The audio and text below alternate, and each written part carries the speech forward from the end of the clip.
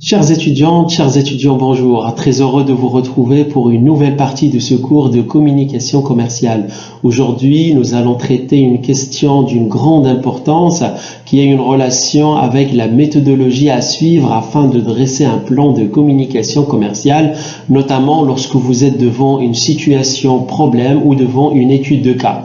Le plan de communication commerciale s'articule autour de 3 axes principaux. Le premier axe s'intitule le bilan diagnostique, quand le deuxième axe s'intitule la stratégie de communication et le troisième et dernier axe s'intitule la stratégie des moyens.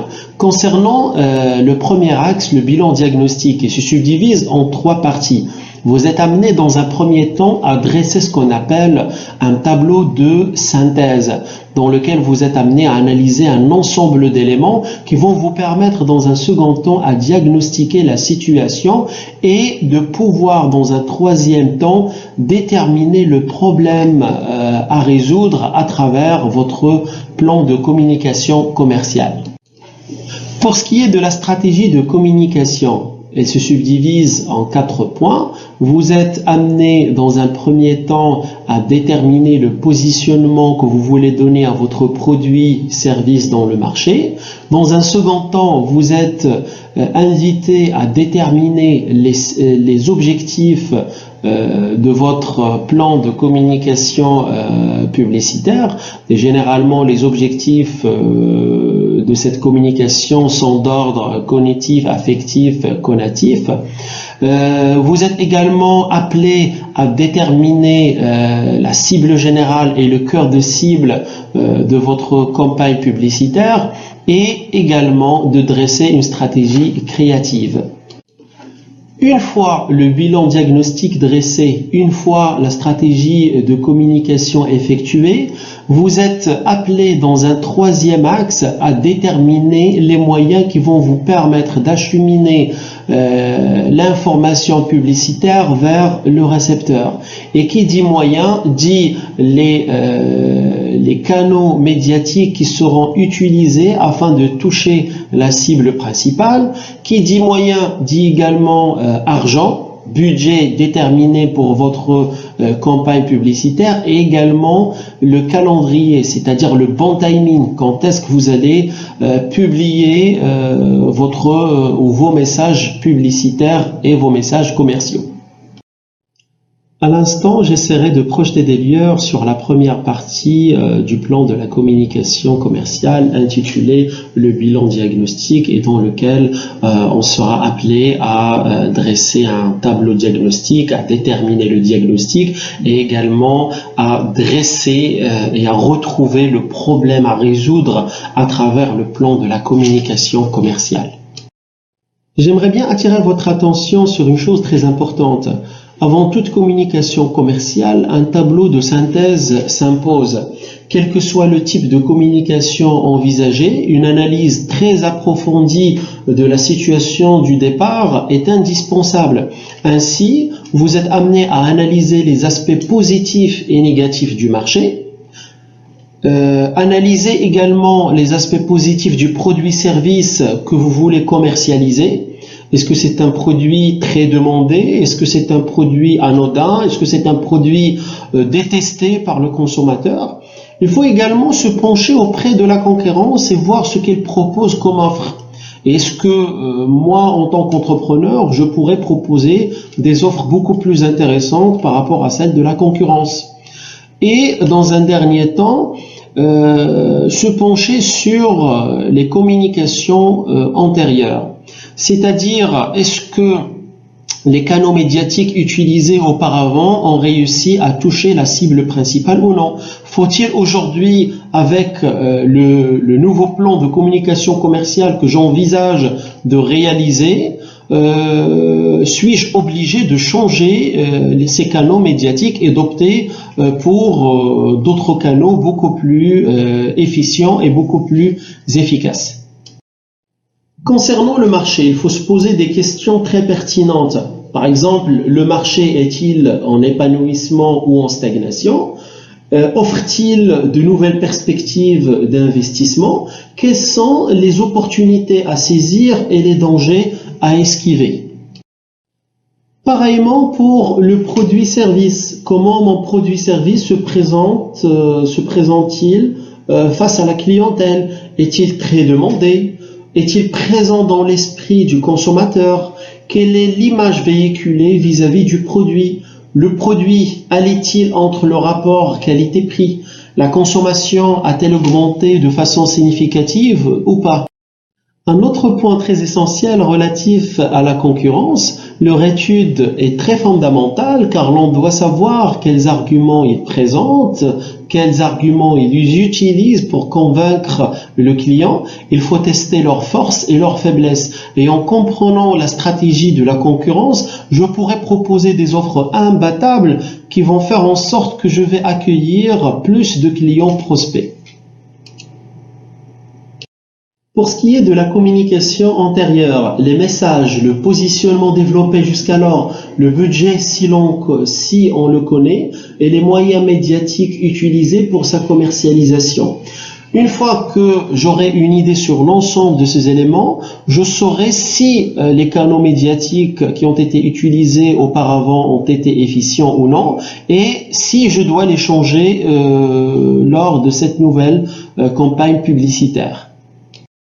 Dans cette slide, je vais vous proposer un modèle, un exemple d'un tableau diagnostique dans lequel nous allons aborder les aspects positifs et négatifs du marché, du produit, de la concurrence et de la communication antérieure en relation bien évidemment avec l'entreprise Al-Umran d'Agadir.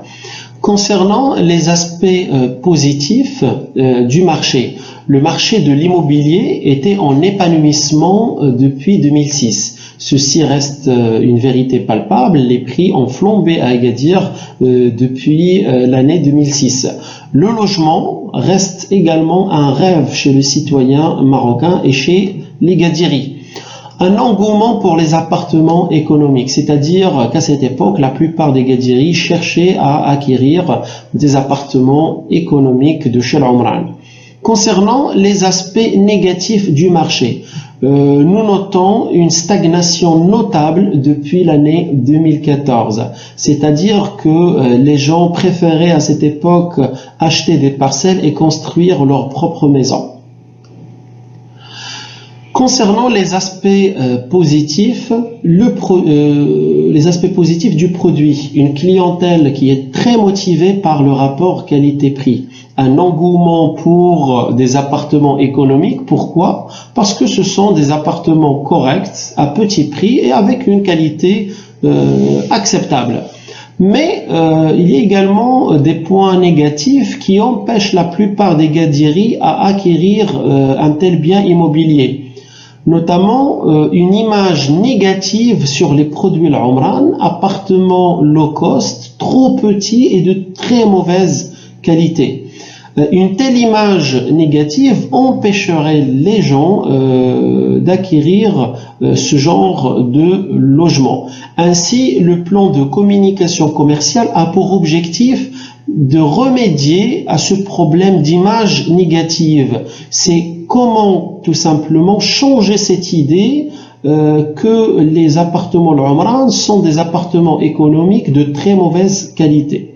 Concernant les aspects positifs de la concurrence, grâce à une politique commerciale rigoureuse, Al-Umran garde une place leader face à une concurrence diversifiée. À une certaine époque, Al-Umran monopolisait le marché de l'immobilier et à cette époque, il n'y avait pas beaucoup d'entreprises qui œuvrent dans le même champ d'activité. Concernant les aspects négatifs, la concurrence très forte et assez concentrée. Vous avez aujourd'hui beaucoup de groupes immobiliers, notamment Doha, CGI, etc., qui commencent à faire de l'ombre à Al-Umran. Et en plus, vous avez aujourd'hui des groupes qui proposent des salons, un équipement complet lors de l'achat d'un appartement économique. C'est ce que Al-Umran ne fait pas.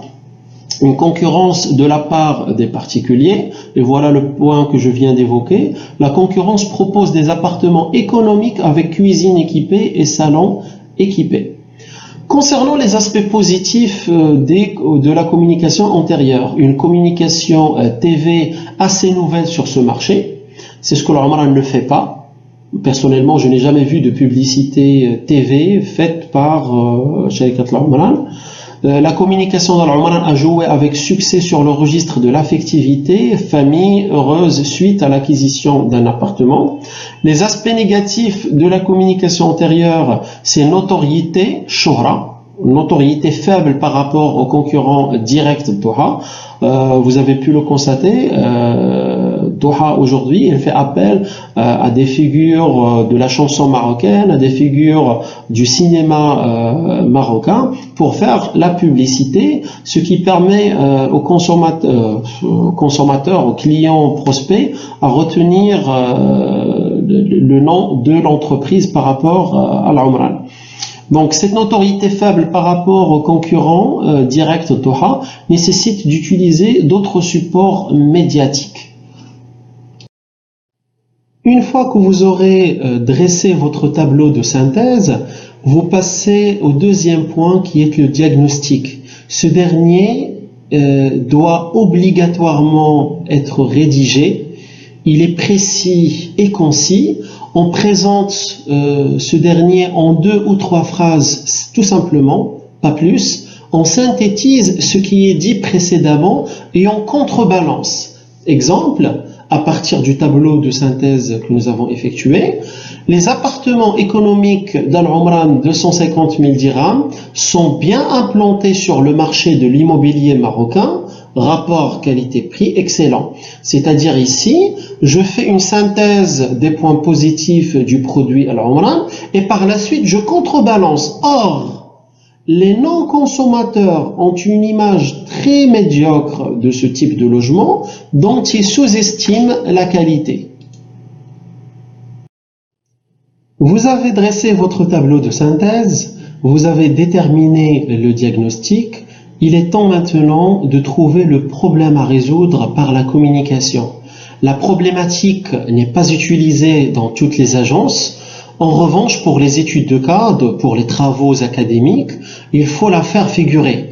Dans sa formulation, le problème doit faire apparaître une contradiction. Comment alors que? Exemple, à partir de ce que nous avons effectué auparavant, comment promouvoir la vente des appartements à l'Umran auprès des non-consommateurs alors que ceux-ci ont une image dégradée et négative du produit. C'est de cette façon-là que vous êtes amené à concevoir votre problème à résoudre par la communication. Il faut toujours faire apparaître cette dualité ou cette contradiction, ce paradoxe en employant les deux expressions « comment » alors que. Et un autre exemple, comment promouvoir la vente des voitures Dacia auprès des non-consommateurs alors que ceux-ci ont une image dégradée du produit Dacia comme étant, entre parenthèses, la voiture des pauvres.